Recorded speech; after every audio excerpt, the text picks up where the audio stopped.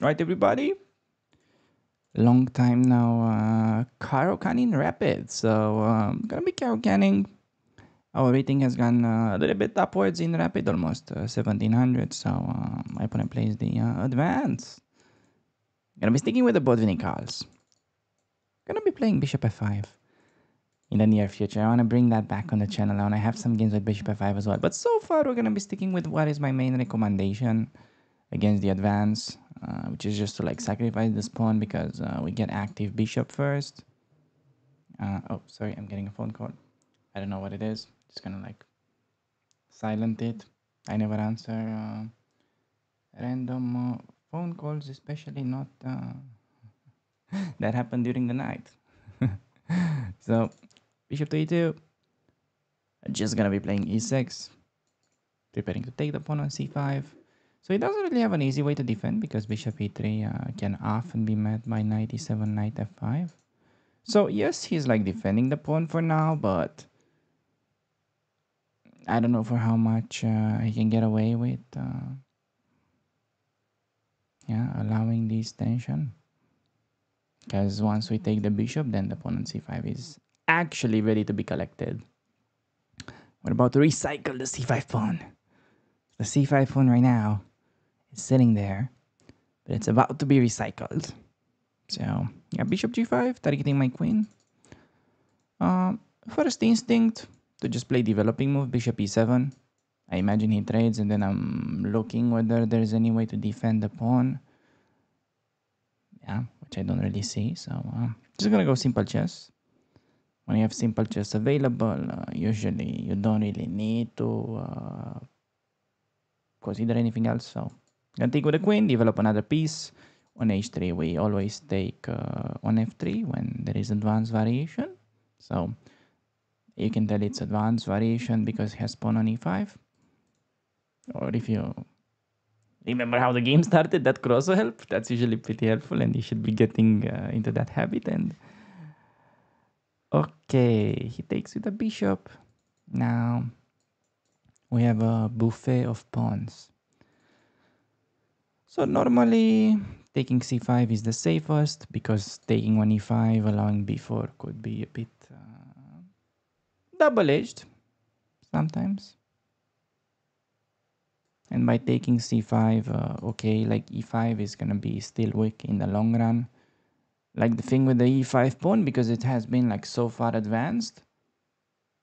In some positions, it can be a good asset in the attack because black no longer has a knight on f6. So when there is no knight on f6, your king is usually a bit more vulnerable. But if there is no attack, then the pawn just ends up being overextended. So as a result of that, my opponent just says, okay, pawn, I raised you enough. Now you're 18 years of age. Good luck finding a job and paying rent by yourself. Okay, I really want to take that pawn. Is it too risky though? If I take rook e1, we can take and then castle. But the question is knight e5. Is he in time with bishop takes on d5? I think we just have ed. Because after rook e1, pinning, the horsey, we should be able to just play f6 because he doesn't have the typical way to pressure the pin piece f4 due to the pin. So yeah, I think we just collect. Honestly, castling is fine still because this pawn is weak in the long run and we can win it later, but yeah. I wanted to show a little bit what you need to be afraid of. So potentially only this move could keep him in the game. If that doesn't work, then he's like straight up lost. And okay, according to my rusty calculation, bishop d5 still doesn't work. Also, it's not like you have to take it. Honestly, it could be even simpler. On a move like bishop d5, you have rook d8 option. You also have bishop d5 long castle option. Not sure which was best there, but yeah, it just goes rook e1, which is yeah easy to meet. You don't want to go back though, because going back would give him enough time to exploit the pin Oh, damn. My arrows are like a drunk man. I don't know what is wrong with my arrows. But knight c6, he could have taken on d5. So I want to keep up the momentum. He's going to take with the queen. And then, yeah, okay. He's threatening this or that. I'm just going to castle. And that's it. You get the opening. Facing almost 1700 rated opponent. Extra pawn completely winning. Okay, can we convert it? He goes g4. G4, it's an active move, but it's weakening the enemy king in the long run. First instinct is whether we can play knight d4 or not, targeting the queen and targeting the pawn. But I'm wondering, okay, I play knight d4. Can he pin me with queen e3? Then I can defend my queen, so I can try to move the knight without losing the queen, which honestly should be okay for us. I could also play knight back to d6, just a little bit safer. Probably you want to go safe here, because normally the main mistake that you can be making in this kind of positions is to start being over aggressive when you already won the game. You already have the extra pawn, so no need to prove anything to anybody. Just go back. And okay, also now knight c4 idea, hitting b2. That's like Achilles heel in these kind of positions. I could do knight c4. I'm gonna get rook c8 though. This is a move that it's definitely underplayed. In any elo below like 1700, people just don't play rook c8 enough. It's just like such a useful move to play. You get rook on the open file. Imagine with a single move one of your pieces is straight up pressuring 6 squares. That's pretty overpowered if you ask me. So you see open file, just get the rook there. There's nothing wrong that can happen. So I'm gonna get rook onto the open file, and now okay, he's trying something, but okay, you don't want to panic. These are just pawns. This is just like somebody yelling in an argument, but without really having any facts. He's having pawns, but he doesn't have pieces, so we can just mind our own business. Target the b2 pawn. Rook b1 is losing in a funny way. Can try to pause the video and find out why.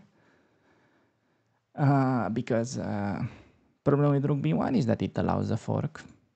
So you cannot do it. b3 allows some knight a3 idea. Anyways, b3 just weakens the knight. That is why knight c4 is so annoying for him, is that after you play rook c8, okay, very important. Just the structure on the c file is going to be so vulnerable for my opponent. I mean, you'll see that on b3, we can play knight d2. And all of a sudden, there's no way to defend the knight. It's just like he built a house on moving sand. So, yeah, that's just gonna get swamped by our pieces. And knight a4. It's a good move. Counter-attacking. Can I just go back? Target that. Or can I centralize? Which one is better? This and that with the queen trade? Or this, b3, and then what next? I think I like this, and then b3, we can actually go knight d2, knight e4. Centralize, and his knight is basically stuck outside the game. Could have taken the d6 route as well. That was fine, but d2, you always want to prefer the tempo alternative. So, yeah. Whenever you're considering to make a move in chess, try to see whether you have an actual idea. Whether you're trying to improve a piece, you attack something. Because if your move doesn't have a concrete goal, it's statistically bad. It's generally not one of the best moves. I mean, sure, if the position is very close, You don't have that many concrete things to do. That's a different topic that I actually wanted to talk about on the channel, but I didn't. Now I just remembered I should. Anyways, we have queen e3, targeting the knight. I could take, but my pieces are getting a bit loose. Like, he's gonna have rook c1 as an idea, although I can just take. And if he takes my knight, I take his. That's a pretty dope sequence. I kinda wanna play, not gonna lie. Yeah. This, I was thinking maybe c4 is a little bit annoying. So yeah, I'm gonna take. Just, okay, it's justified the way we play this game that we go for it like that. Also, it's probably justified to take rook. Yeah, so this is gonna make it a bit double-edged, but I'm pretty sure it's winning. Like king g2, rook c2, and then rook c8 coming next. This should be crashing, and I'm actually gonna do it just to prove the power of the two rooks. It's easier to go queen takes on b3, much easier. Like you don't have to complicate like this, but I just want to show that in general, rooks are much better than the queen when you have open file. So he has to do king g2 not to lose the queen immediately, because king h2 would have allowed the fork. And king g2 now I have problem with these pieces, so I'm gonna go rook c2. And I'm playing rook c8 knight e4, and yeah, he has a queen, right? But I have more pieces, so the queen is gonna get outnumbered shortly. Also, his knight is out of the game, which is an important factor as well. So we're just gonna like queen f2, the rook comes in, and we should, okay, be close to mate. It feels like, at least to me. I could be wrong. It's not like I'm right all the time, just most of the time against low real players. So, yeah. Rook c94, these are gonna be my next moves. I mean, I don't know what else I can tell you guys. Do you want to know what I had for breakfast? Bad news, I don't eat breakfast. I fast. Or at least, that's my excuse. Okay, I'm gonna do this. I'm gonna bring them pieces. Ah, it goes b4. Wow. What an idea.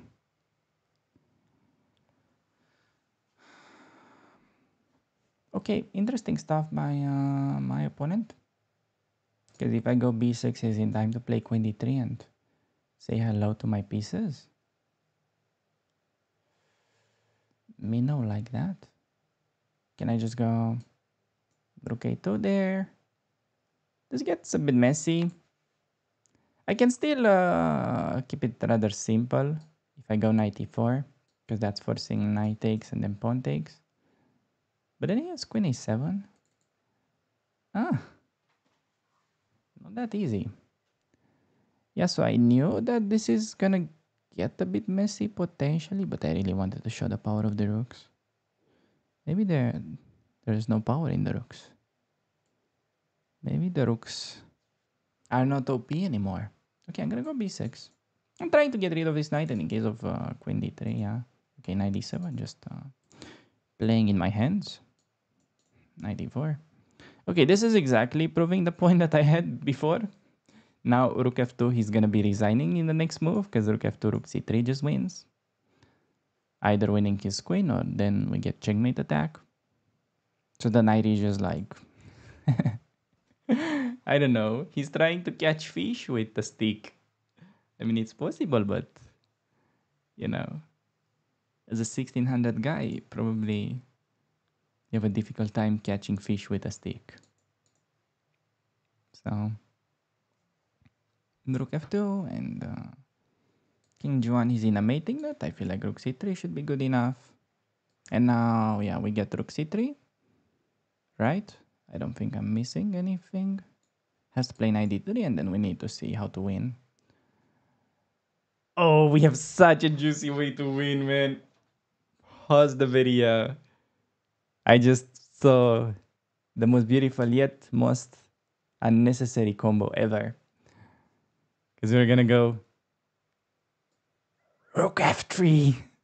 I'm gonna be like, oh no, my rook. And he's gonna be like, oh, rook, I have to take it, okay. I don't know what this crazy dude is cooking, but I gotta take his rook. Have you seen it? Now we have the key idea. We're gonna go rook d3, bang!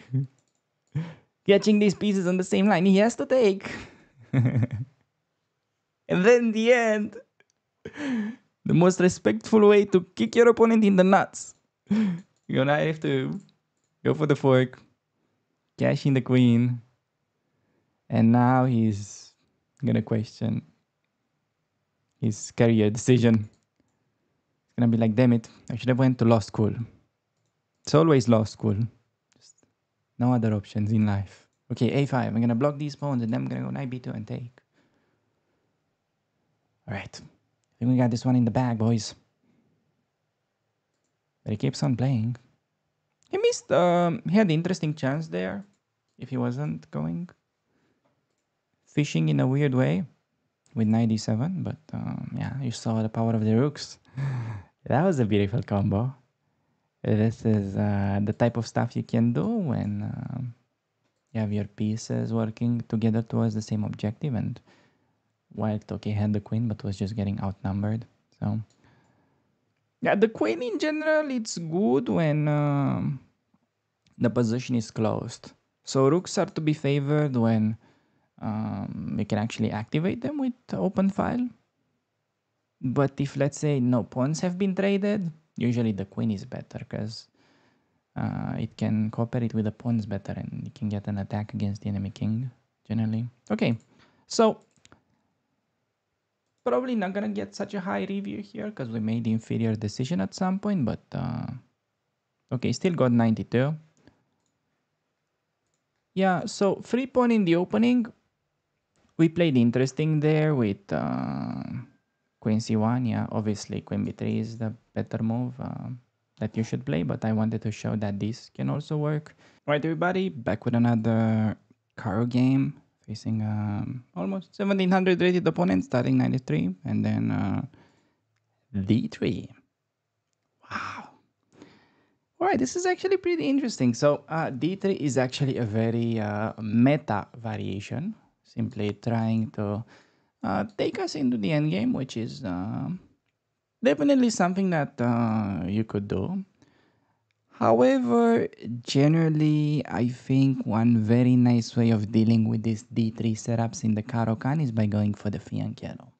So, it is actually not very often that we fianchetto in the Caro-kann, but generally about these fianchetto openings, the problem with them is when white is being very aggressive in the center. Because then, okay, when they dominate the center, they can much easier transition it into an attack against our king normally. But when they play d3, this is an indicator that, okay, they don't plan to expand in the center. So this enables the fianchetto setup in a much nicer version. So bishop e2, gonna go bishop g7, and wow, actually, I am probably about to uncork some really funny maneuvers because this is just kind of how the variation goes. Since, yeah, you could do knight f6, but that allows e5, knight back, d4, and white has decent control over the center. So against this d3 line, my favorite way of playing is knight h6. So I know this looks completely nuts, but the idea is that you're preparing f6, knight f7, castle, and only then gonna go e5. And the funny thing is you can literally do the same on the other side. So I was about to say you can do a5, knight e6, knight e7. It's apparently just very strong. It's one of my favorite lines, and it's very rare and very strong. Actually, I noticed that this is a pet line of Badur Jobava. Maybe that name rings a bell. Okay, he takes. So probably gonna take, quickly glancing over bishop b2, but he can just go knight there, and taking would give him 2 pieces for the rook and winning position. So just gonna be recapturing, and already by move 6 we got bishop pair. So in itself, okay, if you have enough technique, You can sort of slowly squeeze him just because you have the bishop here. It's a small advantage in itself because, okay, it is very common that as a beginner you tend to value bishop and knight the same. But I think a very nice way to just make the difference between the two is that the knight is worth 3 points and the bishop is worth 3 1/4. So just a tiny bit more. E d5, okay, simple decision now. We can take with the queen or with the pawn.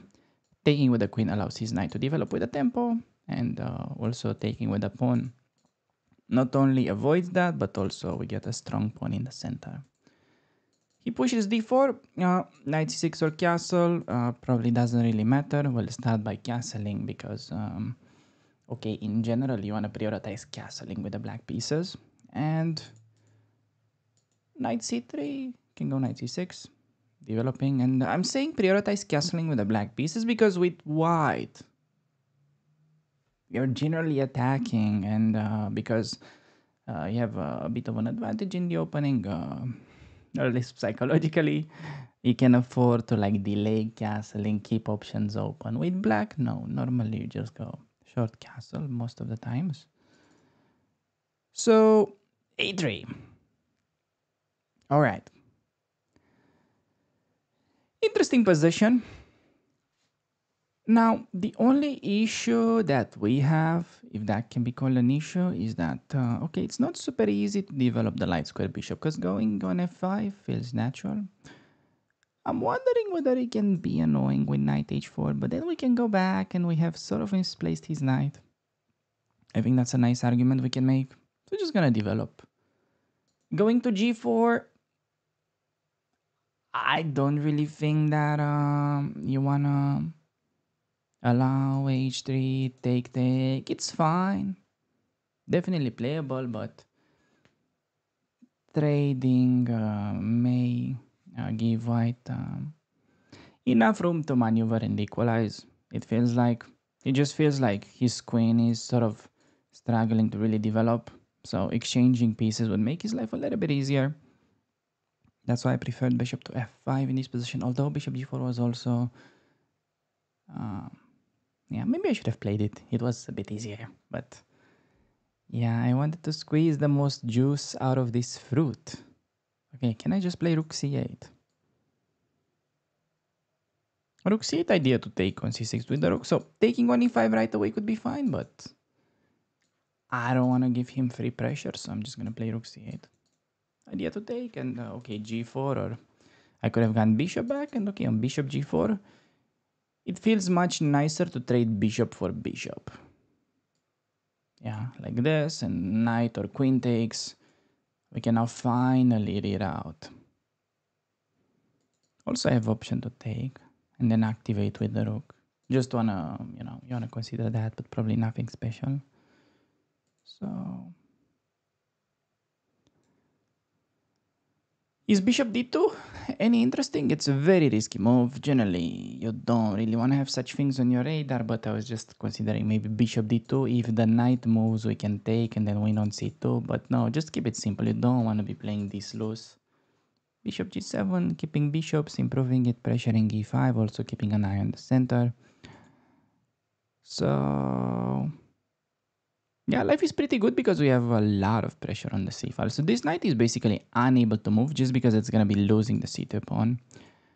So that's something we can use to our advantage. Related to the e5 situation, it is not entirely obvious to me whether we should take or not. Or whether you take with the knight or with a bishop. If you do, honestly, I would just postpone it. If you don't know what to do, just postpone it. I'd probably do a6, b5 and wait. He's probably gonna do something at some point himself. And we can also play e6. Notice that we no longer have light square bishops and we can genuinely place all of our pawns on the light squares, meaning that this guy on g7, is gonna have a pretty easy time to move around without being stuck by its own pawns. Okay, opponent burning some time. I don't really know why, but yeah, I mean, I'm obviously threatening to win a pawn, so he probably has to defend. Okay, so he just decides to retreat. Let's do e6. Could probably consider some concrete stuff, try to deflect his queen, but no need to. Just very solid stuff. Pawns on the light squares. A6, B5 coming next. I think. Mm. Okay, also, maybe some of you were wondering whether we could have played like Queen B6 earlier. No. Just, I know you want it, just don't. Okay? Queen B6, even if, let's say, in those good scenarios where you get to win that pawn on B2, you're just exposing yourself to way too many risks. Okay? You know, it's like you're trying to do a big robbery to steal a pretzel. You win a pawn, but you can get your queen trapped in the process. Don't do that. But instead, key moment. Pause the video because this is genuinely the biggest idea that most low-rated players tend to miss while dealing with this structure. That's actually resembling the exchange variation. So I know it started weird. It started with d3, but this is actually pure exchange right now because it's open e file, open c file. What do? Minority attack, b5. Super important move. Okay, this is just gonna be a game changer because now we're gonna go a5, queen b6, b4, and it's all about creating that isolated. Okay, not really isolated, but it's gonna be called a backward pawn on c3. I know it's maybe like not super obvious right now. You're probably still kind of think that I'm a weirdo and I don't know what the hell am I talking about, but you will see. Just give me a few more moves and I'm gonna create my opponent an isolated pawn. Then we're gonna be simply doubling up the rooks against the isolated wait, I keep saying isolated pawn against the backward pawn. Backward pawn, backward pawn, backward pawn. That's what you need to remember. It's all gonna be about the backward pawn in this game. Unless he decides to do b4, which is still actually gonna create a backward pawn. Because we can move and then that guy can never advance. And it's gonna be a target. Whether we can actually attack it in a decisive way, that's not really obvious yet, but we can definitely maneuver around it. In case of b4, very typical, it's knight e7, knight f5, knight d6. Because after the knight gets to d6, you can either go knight e4, targeting the c3 pawn, or go knight c4, pressuring the a3 pawn. But he goes knight g5, which is a sign that he doesn't know what he's doing. So I'm just gonna be like, okay. This knight on g5 is just a peeping Tom.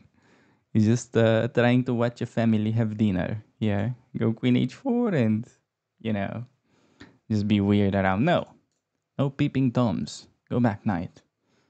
You have to go back where you came from. You're not allowed to stay here. You have not been invited to this dinner. You have to go back. And then I'm going to continue with my own idea. I'm going to continue with the minority attack. Yeah, okay, so he accepts his fate. And now I can either do queen b6 or b4 right away. The difference is after b4, pawn takes, rook a6 can sometimes be idea to activate, but I don't really think it's that useful. So I think I might as well start with it. Also, after b4, another idea for white to deal with the minority attack is to take with a c pawn, cb, ab, and then a4. Which is possible, but we'll see. I'm gonna do b4 first. So, okay, right off the bat, taking twice is bad because he's gonna have two isolated pawns. And notice that we have one pawn island, and he genuinely has three pawn islands in that variation. And, you know, what is that any good for? The fact that he has multiple pawn islands is that he's gonna have a much harder time defending all of them. It's basically, yeah, okay, maybe we're actually gonna see that. cb4, knight b4. He's gonna have, if he does that, he's gonna have three pawn islands. Yeah, not sure. If he doesn't, we're gonna take, and then he's gonna have backward pawn. Okay, so he doesn't. So having hit taken, yeah, it's just Way too many weak pawns. Could have taken with the knight. Could have gone for like queen b6. Maybe like a rook c2. Rook c2, rook f c8 idea. Pressuring all these pawns. It's basically just as bad as the Epstein Island, but multiplied by 3. So instead, he goes h4. What is the idea? He wants this. Now, I can ignore and then do g5. Or I can do h5 if I want to. Do I respect him that much? Okay, first of all, let's throw in this. Time to give him the weak pawn. This is all the game plan, okay? This is all the game plan in the exchange variation. It's so boring but so effective in the same time. You just take, and he has to do it this way, and then you just maneuver this knight. Bam, bam. And then he has to just babysit that pawn for the rest of the game. And ideally, if we could somehow throw in a queen trade, oh man, that would make it so nice because he's just not going to have any card play. He just has to play defense for the rest of the game. Okay, so he does it that way. All right. Okay, I'm going to go h5. I just don't want to give him that. I'm going to like offer a queen trade as soon as we can. Although, might as well start 97, 95, 96, 94. Typical maneuver for this structure. Also, knight a5, knight c4. Sometimes might as well be good. Okay, queen f4.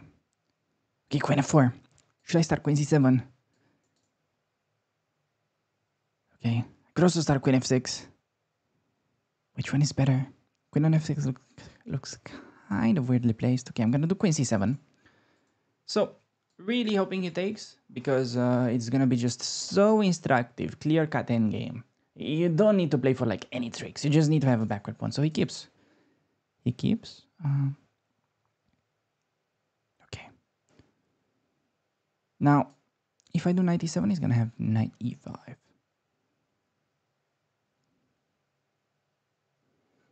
Okay, you know what? I'm gonna insist. I will insist because, yeah, I just don't want to give him really any counterplay. You have a queen next. You maybe want to go g4. You want to do something interesting. I'm not gonna give him anything interesting. He's just doomed. Okay, so he did that. Now queen trade, and now we have clear plan to attack the pawn. Okay, we're getting in the zone. Okay, this is very exciting. So I'm gonna do knight e7 to begin with. Now, this is a big threat. These knights are like completely useless. So he's going back. Now, I'm going knight f5, activating this, targeting the pawn. He's going to have to play g3. Now, I'm going to go rook c7. Simple move. I could do rook c4, but in the same time, it will allow rook a7 with some counterplay. So I'm going to do c7 just enough to double up and still kind of restricting his counterplay. And man, this is the bread and butter. If you guys are planning to really take the Caro-kann long term, this is as exciting as it can get. Get this endgame. Risk-free. Have that pawn, and I'm about to play rook c8, knight d6, bishop f6, eliminate this knight, play knight e4, or knight b5, scoop up the c3 pawn, and it's just gonna be an easy win. It's just as simple. And it all starts from that b5 move early on that people don't play because they're just too busy going for cheap tricks with queen b6. So, here rook c1, so I'm gonna do that. I'm gonna double up. Now, also, maybe tactics in the air. Just keep an eye on this. Occasionally, it doesn't work right now because you can take with the pawn and the knight covers the rook. But now, that's a thing. Just saying that's a thing.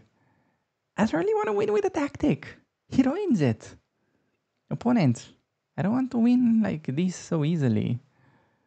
Man, I wish he allowed me to maneuver, but I'm going to show you after the game if he stayed passive how to win. Okay, I think I'm just gonna take now and just that looks simple enough to me. So takes, bishop d4. He doesn't have rook a7 because my bishop covers it. Okay, this should be fine. Okay, also about to enter 1 minute left on the clock. No increment, gotta speed up for a little bit. Hopefully we're not gonna mess up such a beautiful game in a time scramble. That would really make me mad. I'm not sure if mad enough to scream, but At least I'm gonna be a little bit pissed on the inside. So bishop d4, no rook a7, about to win the second pawn. About to threaten rook c3, rook g3 idea. Life is pretty good. Just need to... Oh, okay. That's interesting. We have to take. And with interesting, I mean completely lost, but okay. I respect the hustle. Okay, so he's just trying that. I have king f7, in between move, and then pick up c3.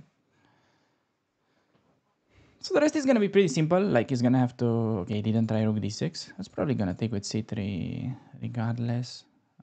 Yeah, I think we do it this way. Do it this way just to play for rook g3. He's gonna... Okay, he doesn't try to keep, but now just this and push d pawn and just easy with the bishop. So d4, rook behind, d3, d2. Okay, so king... can I go king e7 sacrifice? I wasn't planning on to sacrifice, but yeah, I have to. Rook g6, d3, and I don't think he's in time to save. And now I have rook d8 to just force him to get out of there. It's my d file. You have no business sitting there. Okay. Bam. Now the pawn is pushing. No way to stop it. Not at all. Not at all. Okay, d3. Just, okay, pushing with tempo. Even nicer. He checks me. I'm just gonna hide in my cocoon. I was about to hide in the h6 cocoon. Now just targeting the pawns. And yeah. Extra rook. Gonna be a bit of a, well, scramble if you want. Not really, but gonna use my marvelous technique. Wait. Yeah, so marvelous technique. And then we do waiting move. We do waiting move and then we mate. Nice. All right. Well, I mean, he played pretty okay. My opponent didn't play badly.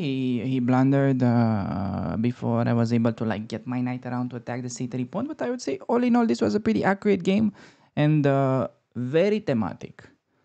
Started weird opening, but it ended up being like one of the most instructive games of the whole speedrun that I ever did, I think. So got a 91. Everything was like pretty linear. But let's say, yeah, like how would a human play this? Like king g2, let's say, you go knight d6. And then just imagine you do knight b5, yeah? Let's say he does king f3 move, yeah? Knight b5. Congrats, already no way to defend the pawn. Like, what are you gonna do? That is just the power of creating a backward pawn. Okay, like really, people not really that they underestimate the power of creating a backward pawn to your opponent. They don't even like understand what is a backward pawn. So if you remember this concept that a pawn that's on an open file that can be protected by any other pawns and it cannot really advance, that's a backward pawn. It's almost as good as you already have an extra pawn, just because that pawn is very likely to fall. So one of really the biggest advantages that you can have in chess is, okay, extra pawn. And after that, well, not as good, but very close, your opponent having a backward pawn. So isolated pawn, usually it's much easier to defend it. But backward pawn, man, that's just like really, if you have a backward pawn, usually your position is just bad. So hope you guys remember these. This is one of the most important lessons of the whole minority attack in the Caro-kann. Really, if you're looking to craft your Caro-kann middle games, you wanna basically get these ideas tattooed in your brain. Play b5. Okay, people ask me, why b5? Why play b4? Why is it so good? Well, this is why. Get him into an endgame. It doesn't even need to have an endgame. You can still press him with queens on the board, but now you know. It's all about the backward pawn. So with that being said, I think we can move on to the following game. All right, boys and men, we're getting another black game, and my opponent goes e4. Little does he know that, well, we're about to uncork a Caro-kann, and apparently he goes with the two knights. What a cultured man with the white pieces. Two knights. Actually, one of the most interesting lines to play is white against the Caro-kann, and we're just gonna give him the normal treatment. So notice that I am not rushing with the bishop in. I know you really want to do that bishop in real badly, but you have to restrain yourself from doing it. Otherwise, you're not gonna be a successful Caro-kann player. Okay, I cannot say this enough. Oh. You don't want to do bishop in because, okay, after h3, it's playable line, but you give up bishop here and you don't really understand and know why. So it's much better to just treat this as if it would have been a normal line, d4, d5, knight c3, d4, knight e4. In that, we play knight f6. We play Tartakova. So after knight f6, we take with the e-pawn. So against two knights, because you have, you're a very smart Caro-kann beginner, you're cooking two meals with one stove, and yeah, you're getting the same position against both. Just save yourself a ton of time, and you still resist to play bishop g4 again because you want to prioritize castling as black. All right, and only now that we castled and our king is safe, and the kids are to sleep, everybody is happy at home, we're gonna go bishop g4, pinning the knight. And okay, important decision, h3, do we take, do we not take? What do you think? You can try to pause the video and understand the structure a little bit. If it's the first time you see this, well, take your time. If it's 10th time and you still don't know the answer, then shame on you. But essentially the idea is that if you take, you're gonna have nothing but a symmetrical structure where your opponent has bishop pair and has better pawns. So yeah, you shouldn't be playing that. Just want to keep the tension. You can always keep, remember, when you have this pawn structure, you can always keep the pin. Always meet h3 with bishop back. And okay, so he decides to play bishop e2. Notice that g4 is typical mistake, just overextending. We can go back and he has just weakened his king in the long run, and we can play like we will do in the game. You can just do normal moves. On bishop e2, well, knight e7 is fine, but normally I want to get you into the habit of getting open file as fast as you can. Yeah, one move controlling 7 squares. That's usually a pretty good move. So develop the knight, knight e7. And normally what I noticed to be a mistake that a lot of beginners do in this structure when they just get started is they don't want to do, they play c5. No, that doesn't really make sense. No, you shouldn't be touching that side. Because it's actually pretty logical if you think about it. Like white has 4 pawns against 3. So why should we try to attack him on his stronger side? That doesn't really make a whole lot of sense. It's little chance we're going to be successful. So for that reason, you want to remember that in order to compensate for these double pawns, we need to come up with an attack against the enemy king.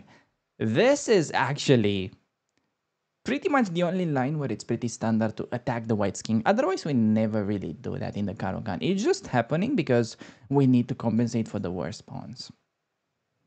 So we do that by first playing the somewhat odd knight f8, but this knight is very good to have at home because you just make sure that you're never really going to get mated. And the next idea is going to be pretty important. But in general, this knight can be maneuvered. So knight g6, sometimes you want to watch out not to get bishop trap, but knight g6 or knight e6. And it can go to f4 or it can go to pressure the pawn. So knight is very well placed on f8, and it's also good because it's not like blocking your pieces. It's just like a very harmoniously placed knight. Basically, you don't even feel like the knight is there. This kind of knight is like the best roommate that you could possibly have. You know, it's like you don't even feel like you have a roommate. So bishop c7. Now this is the key idea that you want to remember. Preparing queen d6. Setting up the sniper, setting up the battery. Potentially introducing ideas to go bishop takes on f3 and then queen h2 playing for checkmate. And also additionally, I was threatening to take and then pick up this pawn because my opponent did bishop d2. Okay, went there. So we can no longer win a pawn. Notice that this is nicely defended, but there is this. How about this? Okay, so threatening to take and tempting him to play c5. Yeah, okay, so he does it. He wants to get rid of my queen, but you have to understand that c5, there are a lot of long-term consequences behind c5. It's like, I don't know, you're trying to buy a house and you're gonna pay it in 30 years, like 5 times more expensive. Like maybe you have to do it, but I mean, it's just some absurd deal I wouldn't recommend. It's like maybe you can get away with it, but okay, no financial investor here, but d5 square is going to be very vulnerable. Just imagine we get all this journey with a horse on d5. We could just be strategically winning. I actually had many games like this. Yeah, you just place a knight on d5 and it's going to be like so easy and race free to play around white squares. Hopefully we're going to get to highlight some of the key ideas in this game. And yeah, unless there is any dynamics behind c5, any kind of concrete, okay, I do c5 now, but I do d5 in the near future, then no, really, if I start to get my knight to, onto there, it's, yeah, you're not gonna get free of that depth. I'm sorry. So, yeah. Okay, looking to see what my opponent's gonna do. It's just very difficult for him to play, and he goes knight e5. Okay, not a move that I was expecting. Time to do the calculation. So, at the very least, we can trade. And I'm pretty sure we're not worse. But isn't bishop e2 just like winning a piece? So takes, 97, take on d1. He like takes on e8, take on e8. I mean, he has to take on f8 not to lose a piece. And we need to find something, because I cannot just take the knight as he takes my bishop. But maybe we can try to trap his knight somehow. So maybe in that position, there could be bishop c2. He has to go knight d7, and then we have simple move, bishop f5. And then his knight is actually going to be trapped. So, okay, good try by him, but at the same time, terrible try, because it's losing a piece. So he tried to not get in the depth trap, but he got in, he got a school loan or something like that, which was equally terrible. Okay, so he didn't trade rooks, which was maybe better way for him to do it. But I'm pretty sure the same concept will apply. So rook e1 first. And then, yeah, just don't take the knight because he takes your bishop. And he just resigned, yeah. Okay, he resigned because I was about to keep. And notice that the knight, if it goes to d7, I had simple move to pick up. Just clean up the game. Bishop f5, take the knight, and he loses. And, okay, my opponent, you have to understand it. He did it just because he kind of realized that... okay, maybe I'm fabricating this, but my assumption is that he realized that he's doing very poorly in the long run if I get the knight to d5. So that he tried to immediately do something, but already you can see that the computer thinks black is better after that c5 move. Because, yeah, just imagine he plays some moves, yeah, just something. Okay, I mean, already very hard for him to play, like bishop f1, let's say knight d5. You just get, we're not gonna go for like the best play, but just something normal, yeah, like these. Already can take, I mean, okay, let's just say he takes, not to give weak pawns, but yeah, you can play something like this, bishop g6, bishop e4, bishop b8, queen c7, maybe idea to play like that, g6, king g7, h5, simple moves that you can play to improve, maybe get the pawn all the way to h4, so just have so many simple improving moves, while in the same time white is just stuck. He can only wait, and okay, generally there's no such thing as successfully waiting in chess. You're gonna get placed in a zugzwang sooner or later. Of course, I mean, that's a bit more advanced stuff, but that should be kind of, I think, your general understanding. And okay, you just play, try to make simple improving moves and see what happens. So, yeah. Just gonna pop in quick game review, but nothing really special here. Yeah, I mean, we barely got out of the opening and won, so that's why it's so high, but really nothing special. So keep these ideas in mind. You have Tarta cover structure, double pawns. You need to compensate for them by playing for the attack. That's how I see these positions. Otherwise, remember, you trade queens, you're just worse, and games are always bad because he has more pawns than you do on this side. But as long as you play bishop c7, queen d6, you can potentially get very dangerous attack against white. So that is generally gonna compensate for the weakness of these pawns. So yeah, that's pretty much about this game. All right, everybody, back with another Caro game. So 1700 rated opponent from the Filipinos. All right, knight of 3 d5. Okay, it goes back into the exchange variation. Gonna be taking with the c pawn and plays d4. Well, a very simple way to get started against the exchange is knights go on natural squares.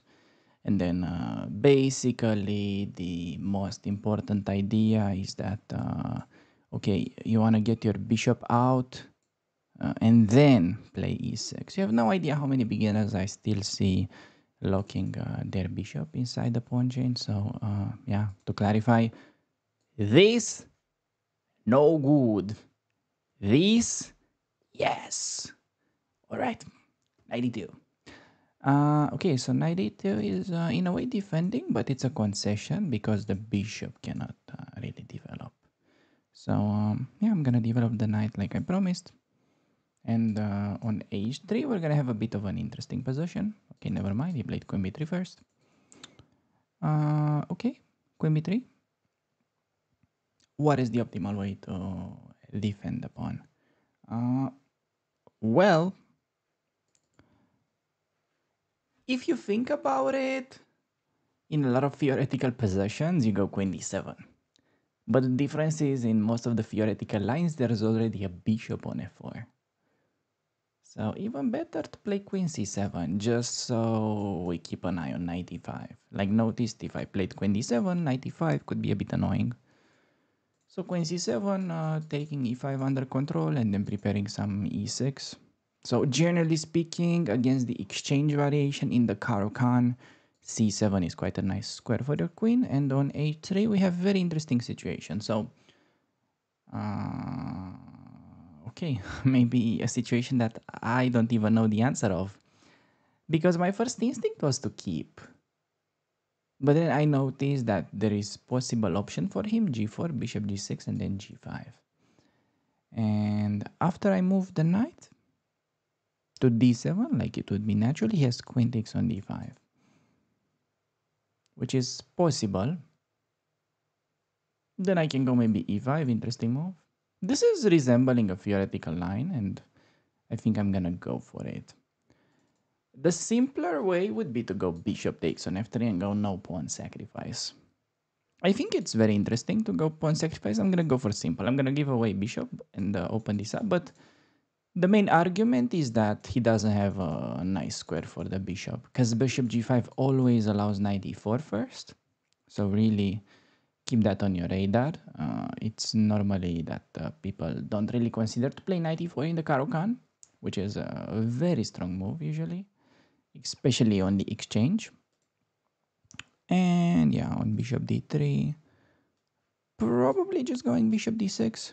They could also play with bishop e7, always, just to get started. But wow, bishop to f4.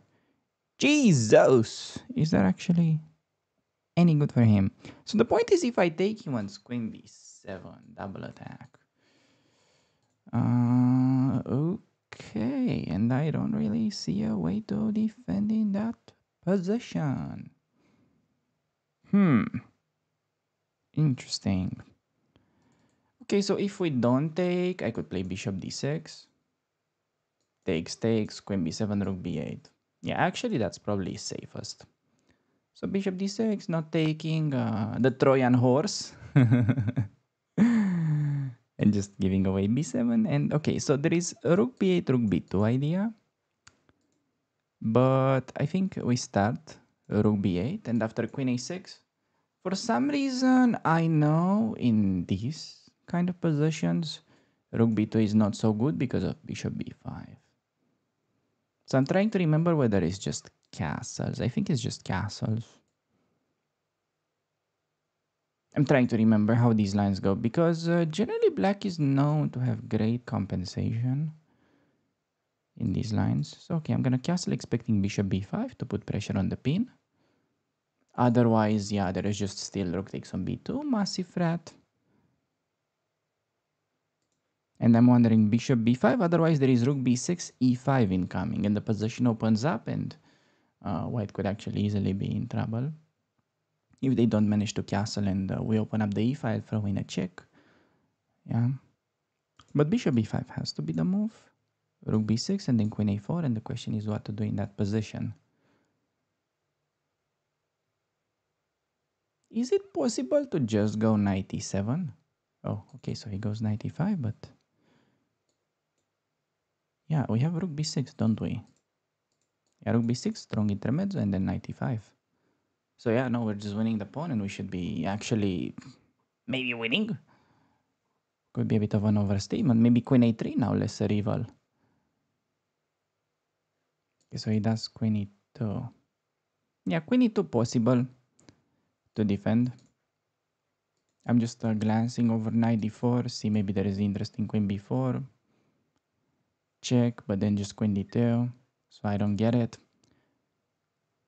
Taking no good because of the fork. Knight e4 is definitely a move just because it's very difficult for him to develop afterwards. So knight e4, threatening to take and just win the pawn. And if knight c6, queen c6, notice that he's unable to play f3 because of knight g3 fork.